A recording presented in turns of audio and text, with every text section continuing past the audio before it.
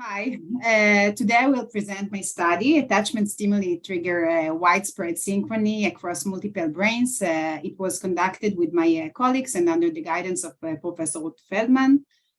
One second, it doesn't move. Yeah, it's okay. So a bit of a background, and I think here it will be maybe much more information, or maybe too much information, but stimuli depicting the mother-infant attachment elicit a widespread response in the brains of mothers, fathers, and non-parents in areas defined together as the parental caregiving network, the PCN. And the PCN includes areas related to mentalization and reward and stimulation. And studies showed a response of the PCN to stimuli of an infant alone, a parent alone, or a parent and the infant together. However, while these studies showed activations in nodes of the PCN to attachment-related stimuli, little empirical attention has been directed to cross-brain synchronization in response to attachment cues. For postpartum mothers, daily mother-infant contexts are the most relevant, most rewarding, and arousing. And the mother-infant bond sustains safety, growth, and of course, adaptation of the infant, and through these also social dyadic moments, the cross-generation transmission of sociality occurs. Finally, oxytocin is a key modulator of the maternal brain in both humans and other mammals, and it was found that the oxytocin administration impacts activity and connectivity in the PCN to attachment stimuli. Putting all this together, the current study examined whether attachment-related cues trigger a cross-brain synchrony and in which context. So we asked three main questions. Do mothers synchronize their neural response to attachment reminders in the PCN? And does social conditions of a mother and an infant together trigger a more widespread neural synchrony compared to situation of the mother alone or of the baby alone? And does oxytocin modulate cross-brain synchronization in levels in postpartum mothers? Okay. So to target these questions, postpartum mothers underwent fMRI scanning, while in the scanner, they were exposed to 4 ecological attachment-related videos, two of the infant alone, and two of the infant or the mother alone, and 2 of the mother and the infant in dyadic interaction during free play or during a breastfeeding episode. Each mother was scanned twice a week apart in oxytocin placebo administration design that was, of course, counterbalanced. Inter-subject correlation method developed by Uri Hasson was used to operationalize the cross-brain synchronization. And just in general, the IEC is calculated by correlation of participant ball time course with the average time course of all other participants, but him.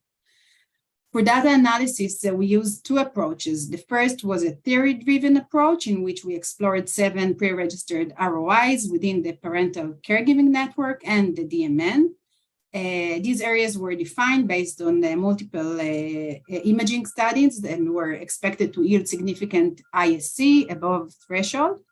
And the second analysis approach was data-driven bottom-up approach that tested the entire brain using well-validated Atlas Shen parcellation. Okay, so for our results. First, we found that attachment reminders triggered widespread cross-brain synchronization. It was found in 5 of our ROIs, and 44% of the 268 parcels measured that overlapped also with our ROIs. In the figure, you can see that all the areas, the green and the yellow, yielded a greater ISC than threshold, okay, in response to the social condition. And the green ones also yielded ISC, intersubject correlation, in response to the alone condition. So we see like a really widespread brain synchronization to this stimuli. Next, we found that the mother infant dyadic context elicited significantly more cross-brain synchronization compared to the alone condition.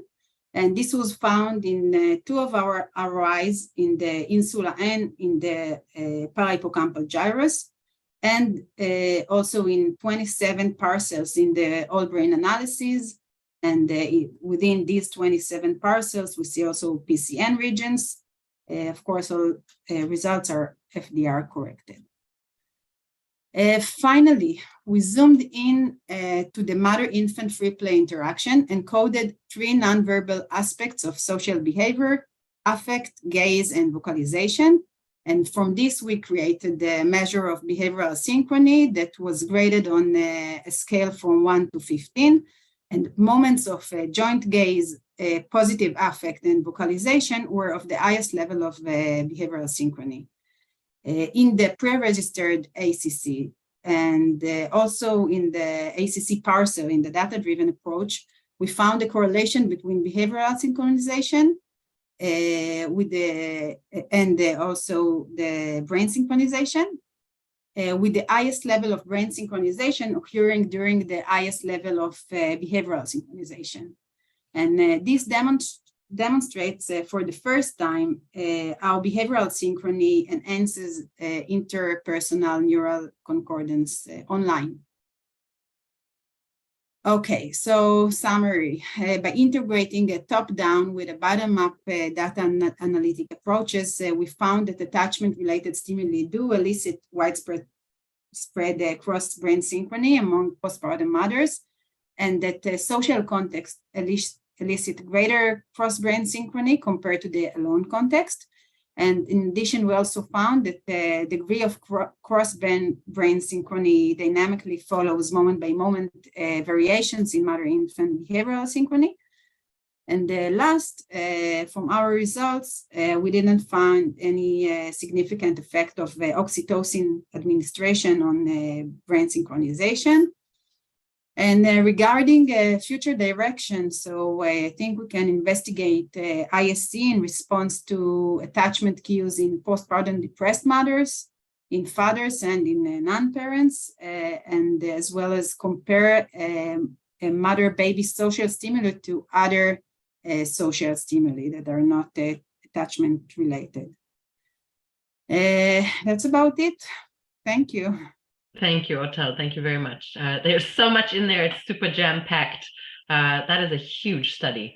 My goodness. I'm blown away. So I don't know if either Julia or Suzanne want to hop in directly to address some of the huge amount of work that you've presented.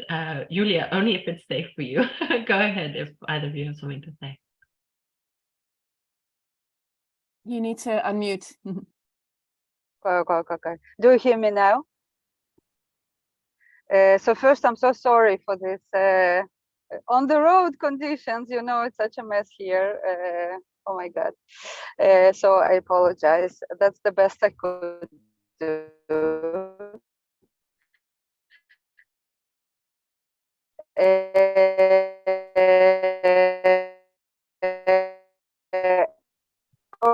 Julia, I think your connection is sadly... Beautiful study, complex measures, very naturalistic. I really, how do you interpret?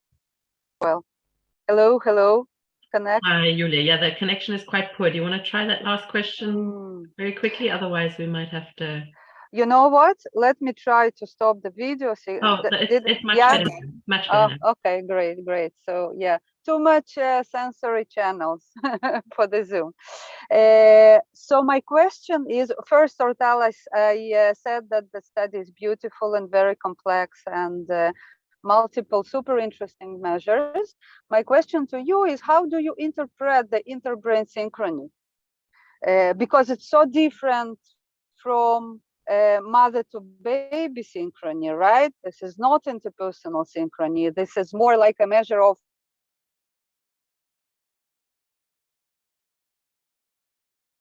I think I can tag on to that. Yeah, go ahead. Because I had the same.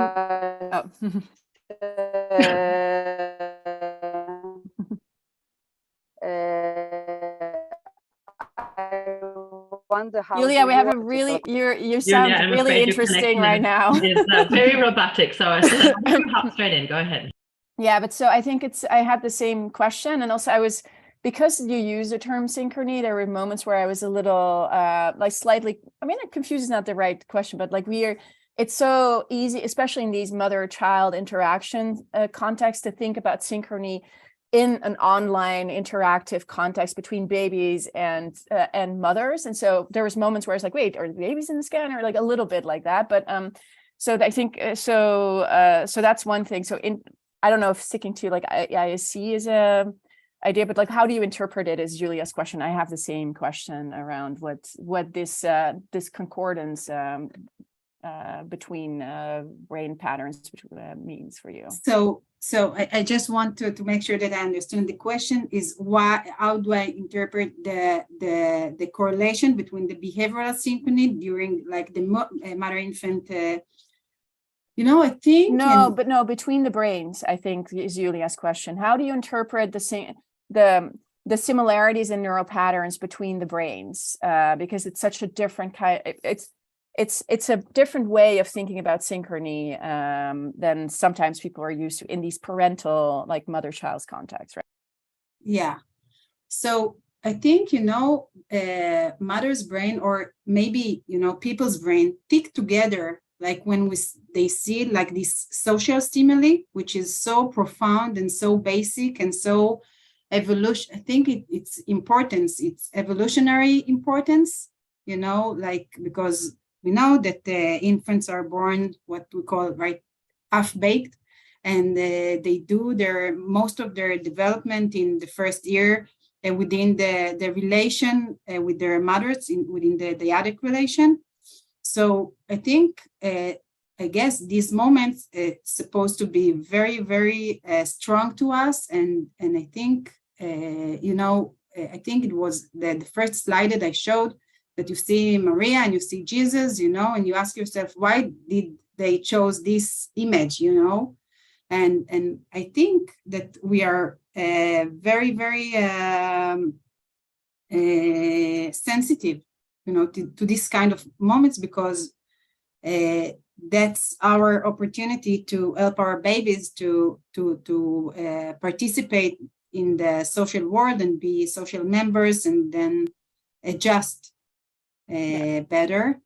I'm not sure I followed the. No, I think so. Maybe then a follow-up question would be like, so, and this is a question for clarification. I'm so sorry if I misunderstood, but are the stimuli?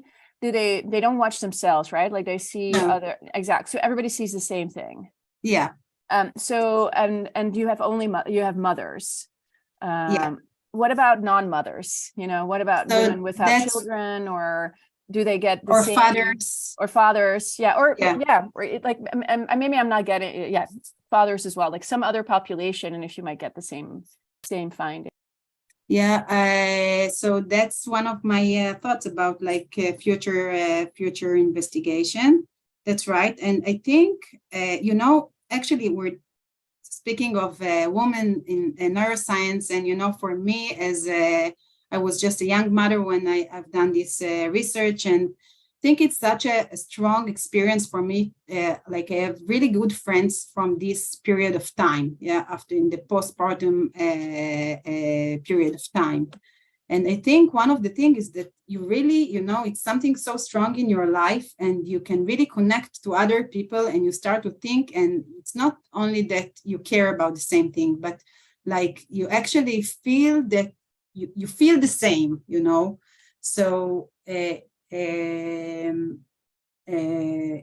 I believe that like fathers, for example, if they're engaged and if they are like primary caregivers, and if they share their parental experience with other fathers, so they might show the same pattern. But, it's a question, it's an open question. I think it's a question for us as a field. So I think all of these terms, synchrony, coordination, interbrain synchrony, coupling, reciprocity, these are the words that are being thrown around a lot. And I think that we all have to do our part to try and better understand what we mean by them, and what these phenomena that we're observing or measuring actually even mean, what they're doing. So I think this is an open question, lots for us to think about as a field. So thank you very much, Ortal. Thank you, Susan, and Julia, for your input.